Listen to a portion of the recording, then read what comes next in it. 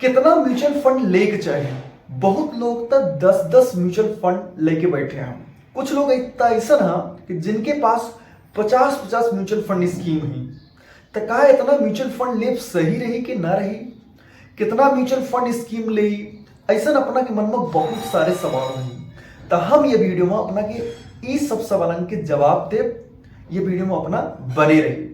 अगर अपना ये सीखे चाहते हैं कि अपना का जब जब पैसा की जरूरत हो तब तब अपना के पास पैसा हो, तो यह म्यूचुअल फंड बघेली चैनल का सब्सक्राइब जरूर करी और वीडियो का अपने चाहे वाले के साथ जरूर शेयर करी ताकि उनका मदद मिल सके कि कितना म्यूचुअल फंड खरीदे के चाहे। लोग ज्यादा से ज्यादा म्यूचुअल फंड में पैसा काहे लगावा था? काहे कि उनका लागत है कि अच्छा डाइवर्सिफिकेशन मिल जाए, और जब अच्छा डाइवर्सिफिकेशन हुई तो ज्यादा से ज्यादा रिटर्न मिली और रिस्क कम हो जाए। यही दो कारण है ज्यादा म्यूचुअल फंड खरीदे के। और म्यूचुअल फंड चुनत कैसन क्या?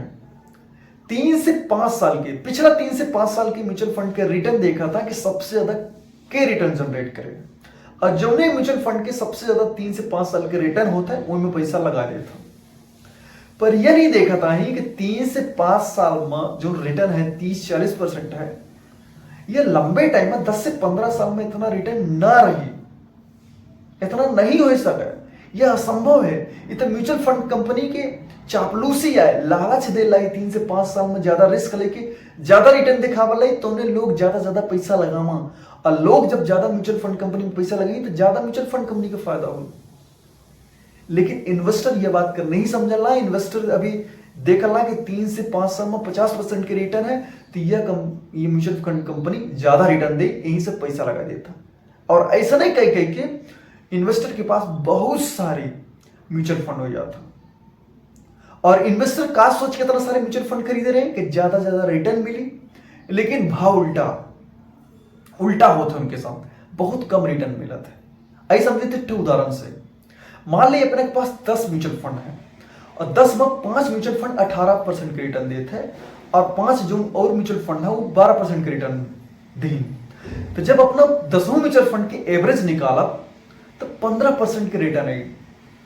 तो जब और 15% के रिटर्न इतना तो मार्केट दे रहा है 12-15% के, जब इतना ही रिटर्न कमाई कर रहा तो इतना ज्यादा म्यूचुअल फंड लेके क्या जरूरत रही?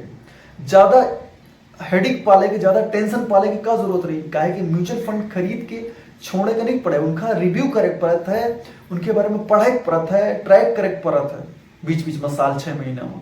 तो इतना ज्यादा टेंशन पाले क्या जरूरत थी? इतना ज्यादा डाइवर्सिफिकेशन करे क्या जरूरत थी?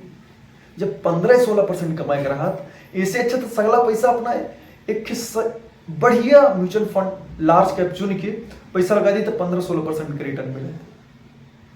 समझ रहे हैं? तो अगर अपना ज्यादा से ज्यादा रिटर्न ले चाहिए थे 18-20-22% के, तो 3 म्यूचुअल फंड से ज्यादा ना चुनी। 3 म्यूचुअल फंड स्कीम ली, इससे ज्यादा नहीं। समझ रहे हैं? अब ये 3 म्यूचुअल फंड स्कीम अलग अलग इन्वेस्टर खातिर अलग अलग हो सकती है। काहे कि अलग अलग तरह के लोग हैं, एक मेरे सब नहीं है।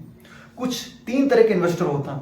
एक होता है एग्रेसिव, और दूसरे तरह के होता है मॉडरेट, तीसरे तरह के होता है कंजर्वेटिव। तो ये तीनों इन्वेस्टर खातिर अलग अलग स्कीम हो सकती है, लेकिन लेंगे 3 म्यूचुअल फंड है। तो चलिए बात करें थे पहला इन्वेस्टर, एग्रेसिव इन्वेस्टर का कौन 3 म्यूचुअल फंड ले चाहिए। एग्रेसिव इन्वेस्टर वो होता जो ज्यादा ग्रोथ चाहता, ज्यादा पैसा चाहता, वेल्थ बनावे चाहता, ज्यादा ज्यादा प्रॉफिट कमाए चाहता और रिस्क ज्यादा ज्यादा लेकर तैयार है, और टाइम है उनके पास 20 साल, 25 साल, 30 साल।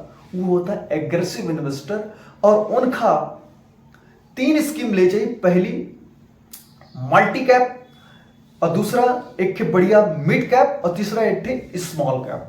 ये 3 थे म्यूचुअल फंड ले ली और लगातार इन्वेस्ट करते रही। ठीक है ना? अब दूसरे तरह के इन्वेस्टर होता है मॉडरेट इन्वेस्टर, जो सोचता है कि यार थोड़ा कम रिस्क हो, भले कम रिटर्न मिली। ठीक है ना? रिस्क कम हो जाए, रिटर्न भले कम मिले, चलिए। ये होता है मॉडरेट इन्वेस्टर। ठीक है ना? तो इनका कौन 3 म्यूचुअल फंड ले चाहिए? पहला है मल्टी कैप। पहला मल्टी कैप ले लिए बढ़िया, अब एक मिड कैप बढ़िया ले ली, और एक लार्ज कैप बढ़िया ले ली। ये मॉडरेट इन्वेस्टर खातिर बढ़िया हुई, जे थोड़ा कम रिस्क ले चाहता, कम रिटर्न चाहता मार्केट के बराबर, ठीक है ना। तो इट्ठे लार्ज कैप ले बढ़िया म्यूचुअल फंड, इट्ठे मिड कैप, इट्ठे मल्टी कैप, ठीक है ना। अब तीसर मेर के जो इन्वेस्टर होता है जे रिस्क नहीं ले चाहता है, बिल्कुल सेफ चले चाहता, समझ रहे ना, बिल्कुल एकदम टेस्ट मैच खेले चाहता, जैसे टेस्ट मैच धीरे धीरे आगे बढ़े चाहता, तो उनका 3 म्यूचुअल फंड कौन ले चाहिए। पहला निफ्टी 50 इंडेक्स फंड में लगा दी पैसा, दूसरा म्यूचुअल फंड एक बढ़िया लार्ज कैप चुन ली, और तीसरा एक बढ़िया मल्टी कैप चुन ली, समझ रहे हैं ना। तो 3 तरह के इन्वेस्टर हैं, 3 तरह की अलग अलग हम स्कीम बता दें, 3 म्यूचुअल फंड कौन लेख है।